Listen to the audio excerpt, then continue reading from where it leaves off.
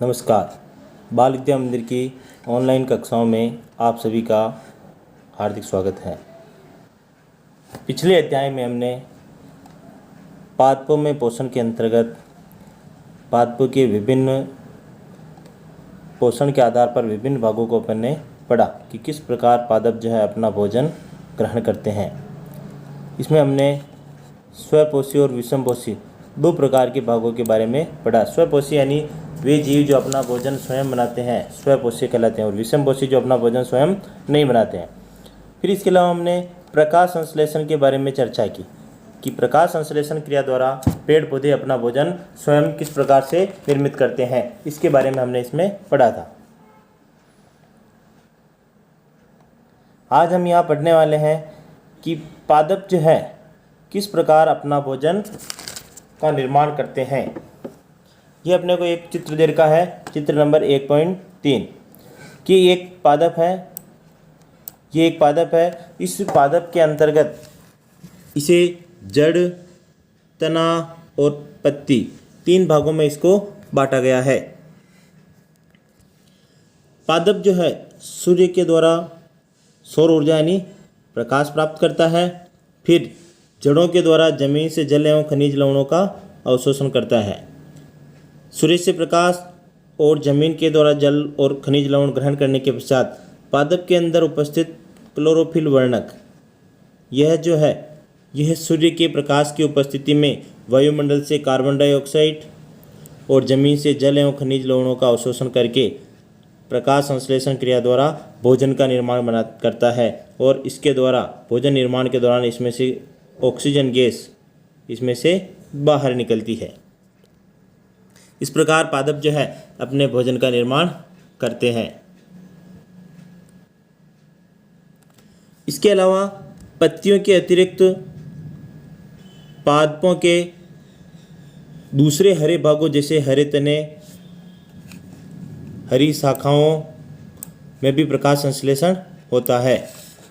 मरुस्थलीय पादपों के अंतर्गत वाष्पोत्सर्जन की क्रिया जो है पत्तियों के माध्यम से होती है, परंतु वहाँ पर जल की मात्रा बहुत कम होती है, जिसके कारण से पत्तियाँ जो है सल्क अथवा सूल यानी कांटों के रूप में परिवर्तित हो जाती है, जिसके द्वारा जल का वाष्पोत्सर्जन यानी वाष्प के रूप में उत्सर्जन नहीं होता है।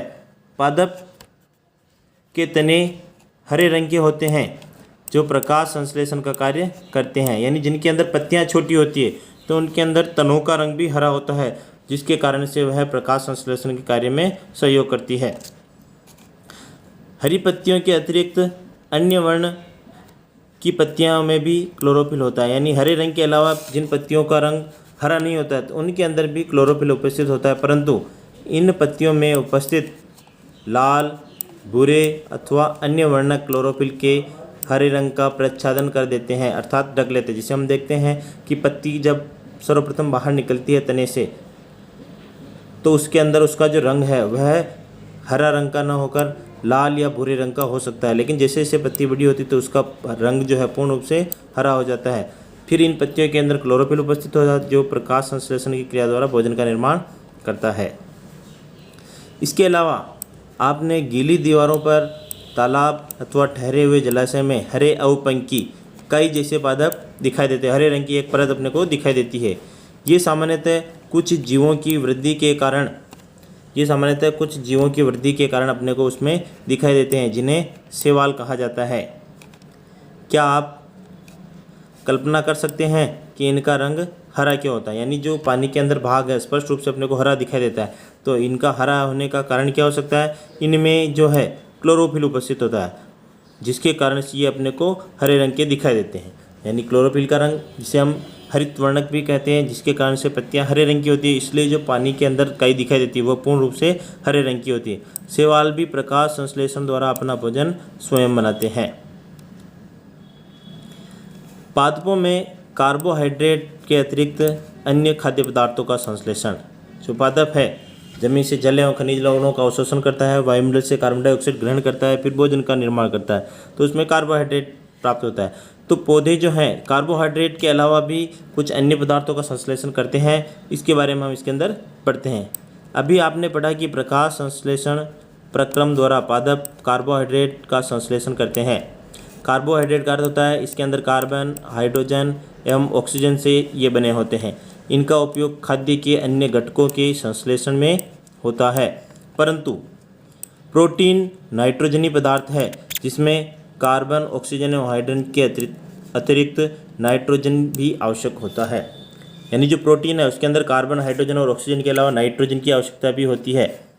पादपों को नाइट्रोजन कहाँ से प्राप्त होती है? तो पादप जो है कार्बोहाइड्रेट तो जल एवं खनिज लवणों से और सूर्य के प्रकाश से और वायुमंडल में उपस्थित कार्बन डाइऑक्साइड से प्राप्त कर रहे हैं। परंतु पादप जो है नाइट्रोजन का निर्माण किस प्रकार करते हैं या नाइट्रोजन कहाँ से प्राप्त करते हैं? याद कीजिए, वायु में नाइट्रोजन गैसीय अवस्था में प्रचुर मात्रा में पाई जाती है। जैसे कि हम जानते हैं कि वायुमंडल में नाइट्रोजन जो है सर्वाधिक मात्रा में 78% पाई जाती है और गैस के रूप में यह उपस्थित होती है।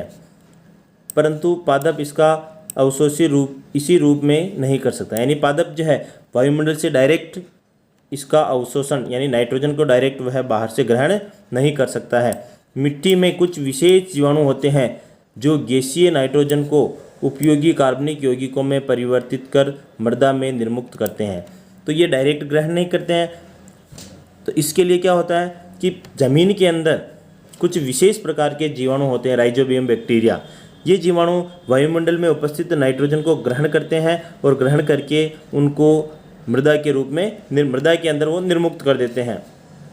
यह वहाँ पर विलेय पदार्थ जैसे जल के साथ अवशोषित कर लिए जाते हैं। तो पादप जो है जड़ों के माध्यम से जब ये नाइट्रोजन ज़मीन के अंदर घुल जाती है तो जल के रूप में या जल के अंदर उसके तत्व मिल जाते हैं और उसको जल को वह ग्रहण कर लेती है और पादप के अंदर नाइट्रोजन प्राप्त हो जाती है।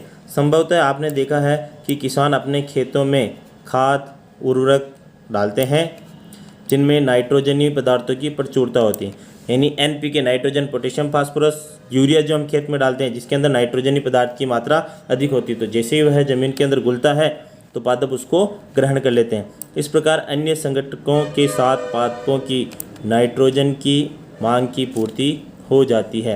तो इस प्रकार वायुमंडल से नाइट्रोजन न ग्रहण करके यह ज़मीन से ग्रहण करता है और अपनी पादप के अंदर उसकी आवश्यकता की पूर्ति कर लेता है। इसके पश्चात पादप खाद्य के अन्य संगठकों जैसे प्रोटीन एवं वसा का संश्लेषण भी करता है।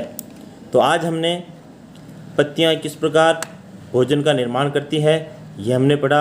शैवाल किस प्रकार भोजन का निर्माण करते हैं ये भी हमने पढ़ा। इसके अलावा कार्बोहाइड्रेट के अतिरिक्त पादप जो है प्रोटीन कहाँ से प्राप्त करता है, किस रूप में प्राप्त करता है, इसके बारे में हमने पढ़ा। इसके बाद अगला जो नेक्स्ट वीडियो है जिसके अंदर हम पादपों में पोषण की अन्य विधियों के बारे में पढ़ेंगे। धन्यवाद।